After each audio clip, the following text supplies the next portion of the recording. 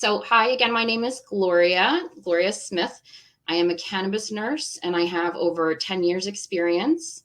My cannabis nursing experience began as a naive non-user.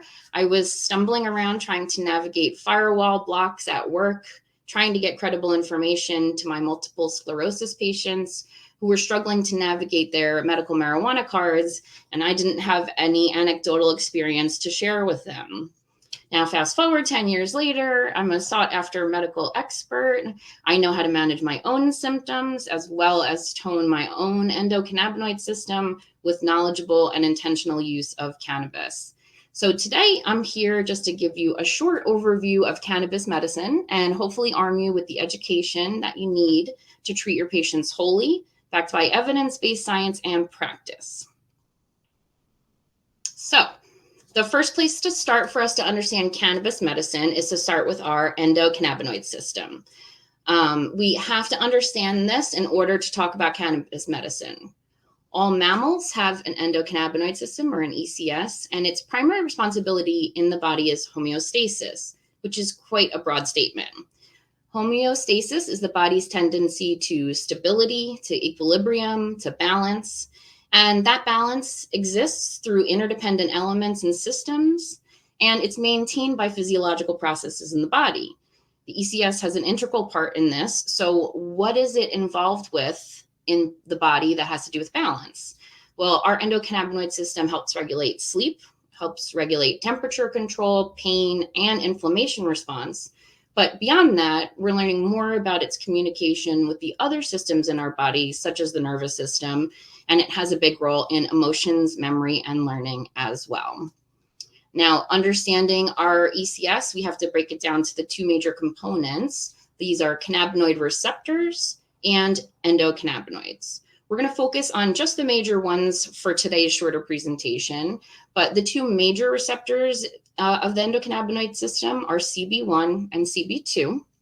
Now, CB1 receptors are found abundantly in the brain. There's high levels in the hippocampus, in the cerebellum. They were originally thought, now remember this is only in the 1980s this came about, but they were originally thought to be just in the brain.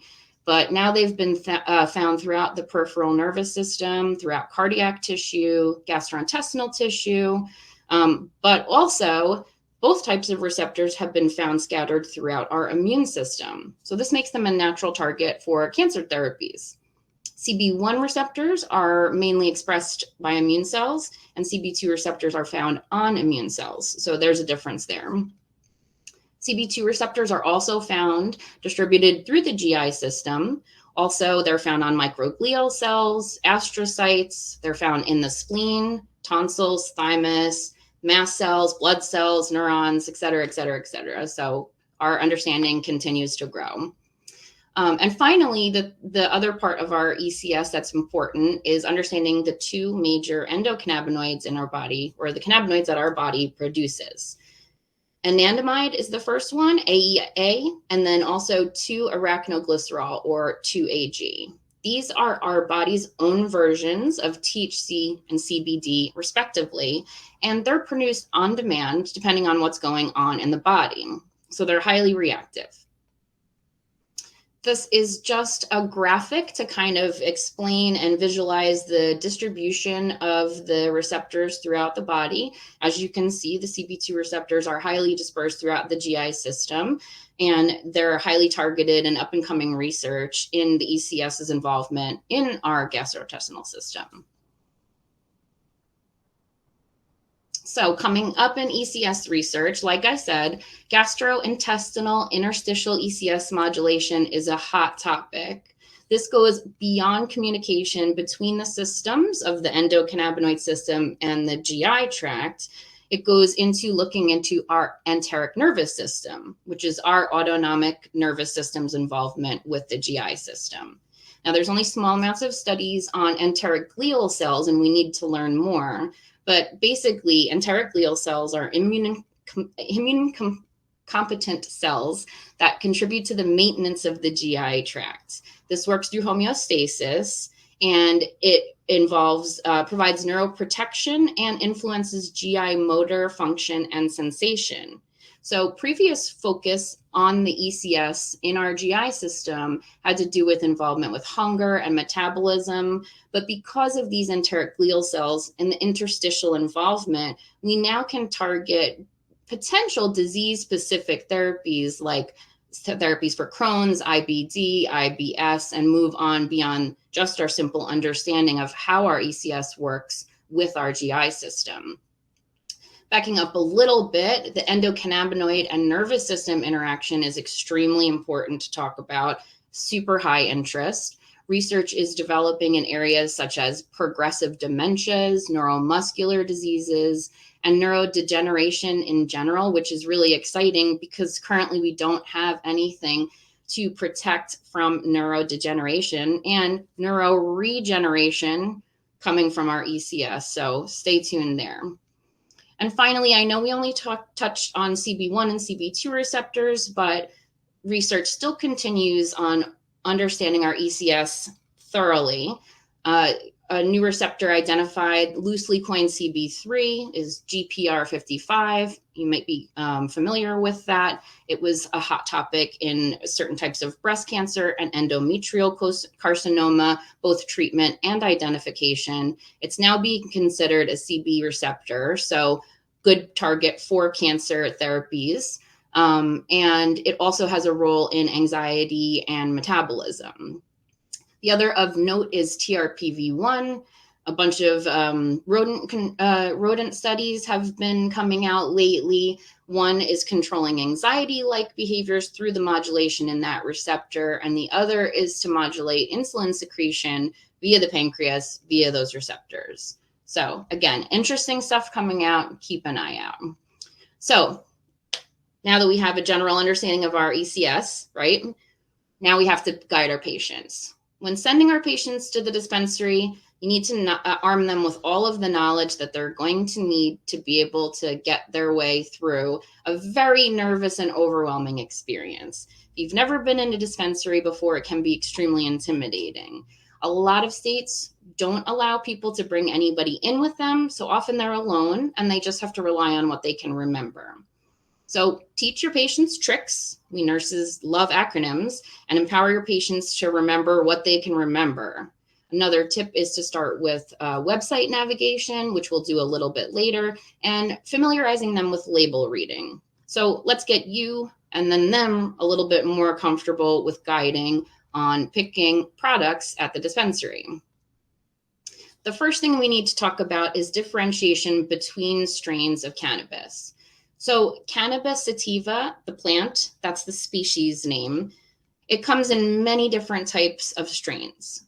We use the terms indica and sativa to kind of describe where they lie on the scale of what sort of effects they produce. For me, before I was a user and before I was familiar with the science, I leaned heavily on indica, in the couch. This little graphic here might help you remember that indicas are sedating and relaxing, and they can lock you in the couch with deep sedation.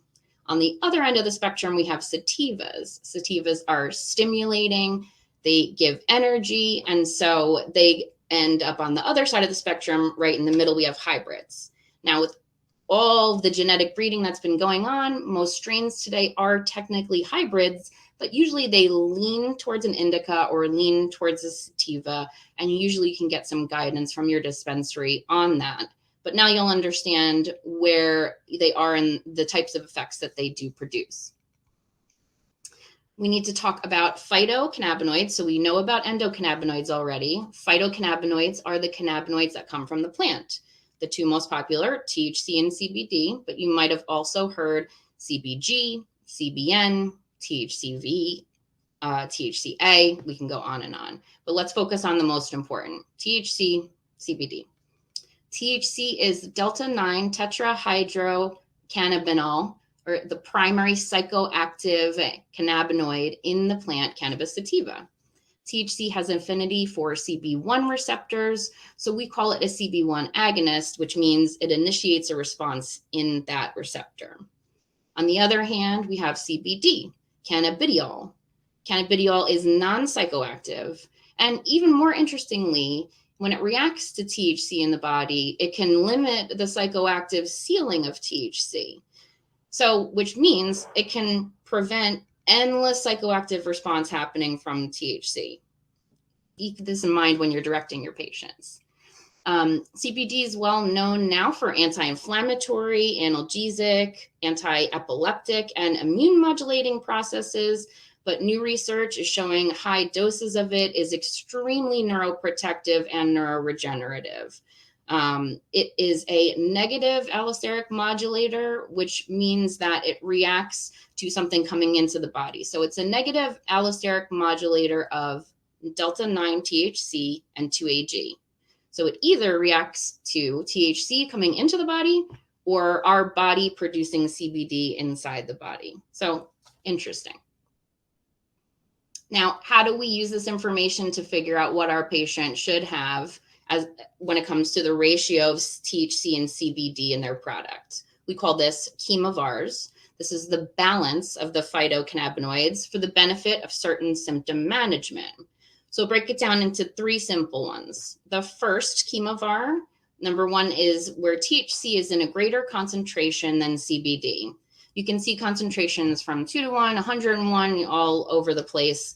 Everybody thinks that a lot of THC is a great thing. Not always the case. We could talk about that forever.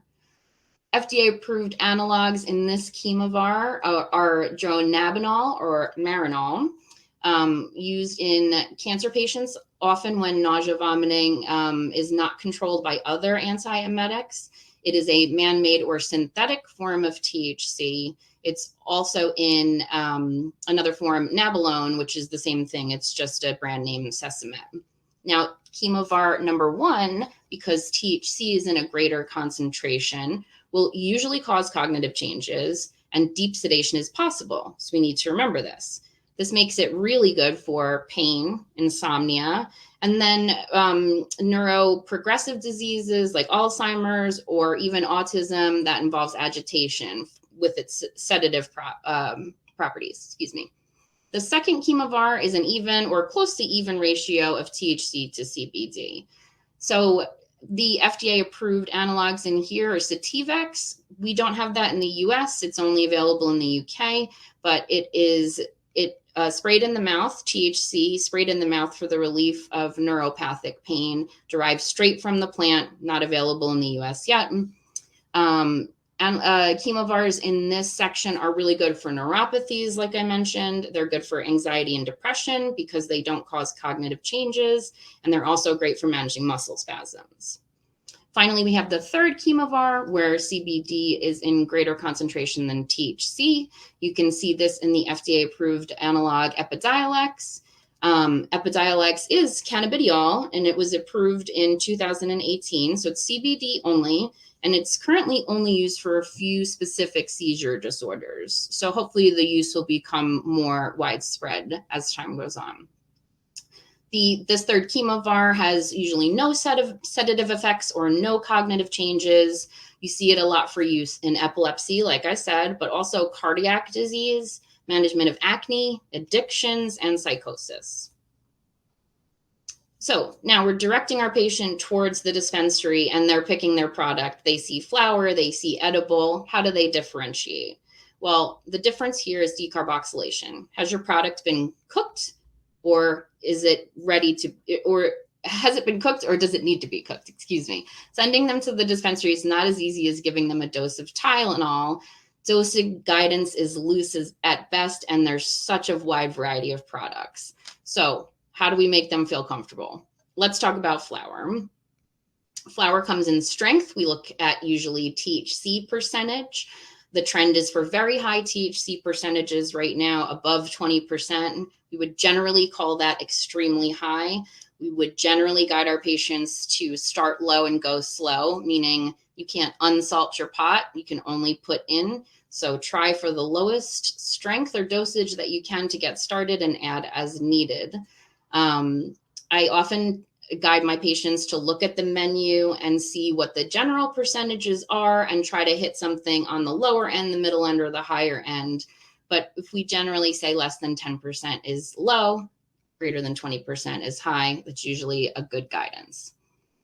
When we talk about how often they're going to dose, we're going to say if you're inhaling your medicine, flower in a joint, in a glass piece, in a vaporizer, we're going to, again, start low, go slow. 1 to 2 puffs about every 2 hours. You can't take away, you can only add. Nobody wants to be higher than they want to be, especially when there's THC involved in your products. Now with edibles, same thing. We have to remember that edibles can take 20 minutes up to 2 hours to onset. So often we have people who want to redose too soon and may add and give too much medication. So we often start with 2.5 to 5 milligrams to start, and we do not redose for another 4 to 6 hours. This chart is just pulled out of one of my favorite books, the Cannabis Health Index from Dr. Bleshing.